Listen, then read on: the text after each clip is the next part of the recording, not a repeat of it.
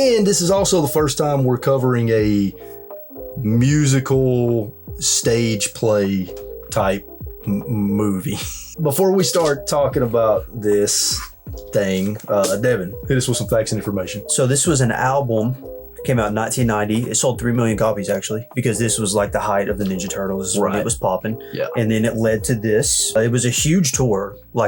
It went over like a year or whatever. They even performed at like the Grand Ole Opry. Also, apparently they were on Oprah, Regis and Kathy Lee, Larry King. Apparently there's a 30-minute documentary about the making of this also. Wow. It's got an honest trailer. They tried to do a second tour. The budget went way down. They were like doing it at like Six Flags and malls and stuff. Oh, so the second tour went way down. Yeah, that's about it. It was just a tour at the height of the Ninja Turtles off an album that was for kids, and they were a rock band. Our good buddy Adam, the retro beard, told me that he watched this over 100 times when he was a kid.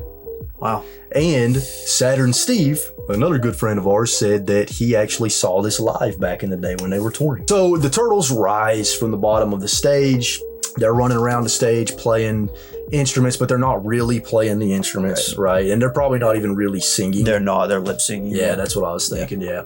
I will say, though, the turtle that was playing the guitar... That was Michelangelo. He was shredding. Yeah, he actually made it look like he was, was just playing along with whatever was going. First song is called Coming Out of Their Shells. As we go through this, I'm going to read you guys just like a few lyrics from each of these songs. We're coming out up from under the street. Lord, we're ready to rock. There will be no retreat.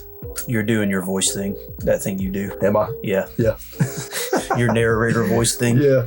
You get introduced to Splinter, Master Splinter, for the first time, and the costume is so dumb. It's freaking terrifying, dude. So it's terrifying. It just looks horrible. Like his head is way too big. Yeah. His eyes are way too big. Mm-hmm. In the world, you can touch people. You can make a difference. And the difference is good. And then we launch into the second song, which is called Pizza Power. And I mean, you can pretty much guess what Pizza Power is about. Here's a line from Pizza Power. A lettuce leaf and a carrot, maybe a seed from a parrot. Believe me when I tell you, the word gourmet just doesn't exist.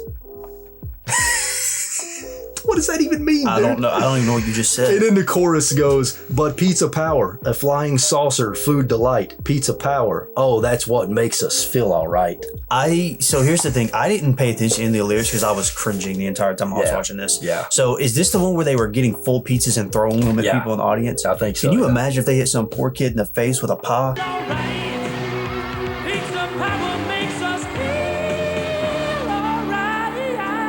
Also, during that song, there's a guitar solo, and during the guitar solo, 2 random pizza delivery guys come out to the stage and start doing this really weird dance. There was a lot of moments like that where people would come out and do really odd dances. Really odd. Then we get to the third song called Skipping Stones, and this is actually performed by Master Splinter, and there's like this footage of like people skipping stones across water and people walking around the streets of New York while he's singing for some reason. And he's doing like the very 80s Bruce Springsteen kind of voice. That's kind of what he's doing with his voice. I'm skipping stones. I'm a school pain. I cringed to the point that I had to cut the movie off. I did this many times while watching this. I had to physically turn the movie off. I was playing Madden at the same time, winning games with the Falcons, because that's the only way we can win games if I play Madden. But I could not take my eyes off what I was watching, and I had to turn it off because I was so uncomfortable. Let's talk about Shredder for a minute, because isn't Shredder supposed to be an Asian man? Yes. And this Shredder was a lame white guy. Yeah. And he looked so stupid, dude. Yeah. The costume was really bad. Horrible. And the way he talked. He just sounded like an evil 90s cartoon villain. Like super stereotypical. Exactly. But the costume was really bad. Their plan is to use some device that's going to suck all the musical notes out of the air so that he can rule the world. It's Footloose. It's Footloose. He wants to get rid of all music in the world. He doesn't want music allowed. Yeah. He's cutting music from his town. It's Footloose. This song was called Walk Straight. But you're walking tall, you're ahead of the game, and you know that moving backwards is a crying shame. I can't believe you paid attention to these lyrics. Like, I can't believe you were actually listening to them. Dude, I was reading the lyrics while the songs were playing. So the fifth song is called Tubin', and it's a song about surfing in the sewer. And there's alligators in Hawaiian dresses. Yeah, there's like alligators that randomly pop out on the... And yeah. They've got like coconut bikinis on. And then there's like these rollerblading dudes with really short shorts that appear on stage. I must have looked away at that moment. Yeah.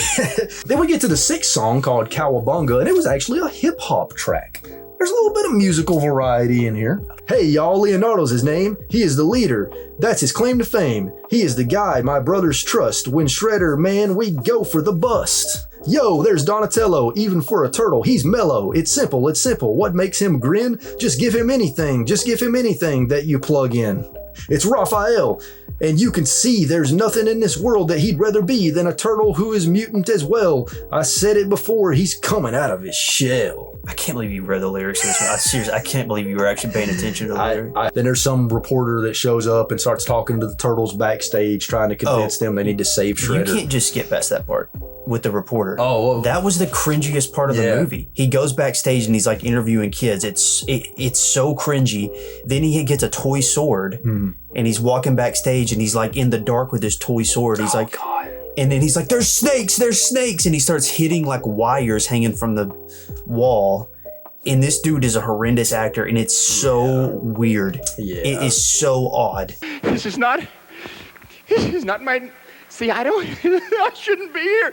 They should have somebody else. I should be back on. Snakes! Wires.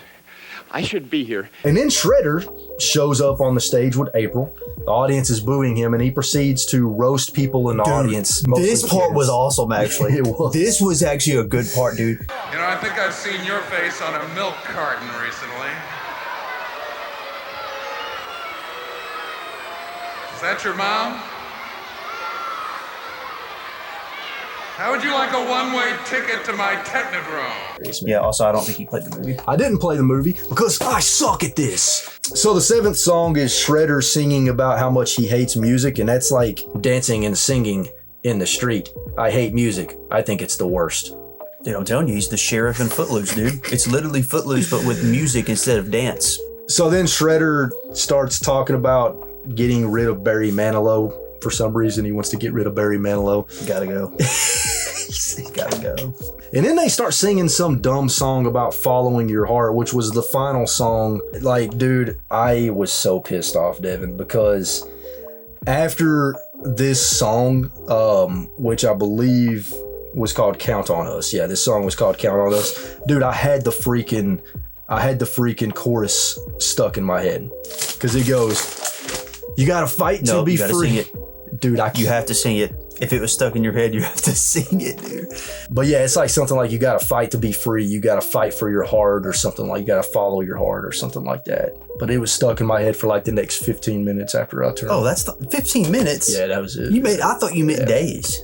Nah, 15 minutes. And that made you angry? Yeah, a little bit. Yeah.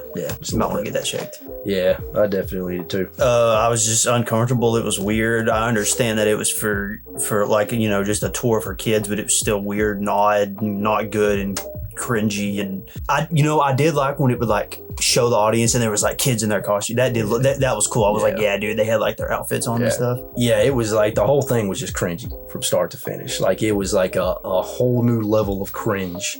The acting was horrendous. You think when them guys were in that costume, because they're not actually singing, they're just having to jump around and do stuff. You think in their mind they're going, what's happened with my life? I don't know how to feel about it, bro. Like, because I think like part of me is like, I just love that era of the Turtles so much that there's a part of me that sort of likes this, even though it's horrible on all fronts. So I don't know. You do you. But see, the thing about it is, I'm never watching this again. And it was bad, like undeniably bad. But no, you know what? This is not a keep it for me. No. This is going to be a give it away. One of you awesome folks can win this tape. Instagram page, VHS.Voyage to enter that giveaway. That's it for today's episode of VHS Voyage on Teenage Mutant Ninja Turtles coming out of their shells tour. Jesus, they could have came up with a shorter name. Yeah, man.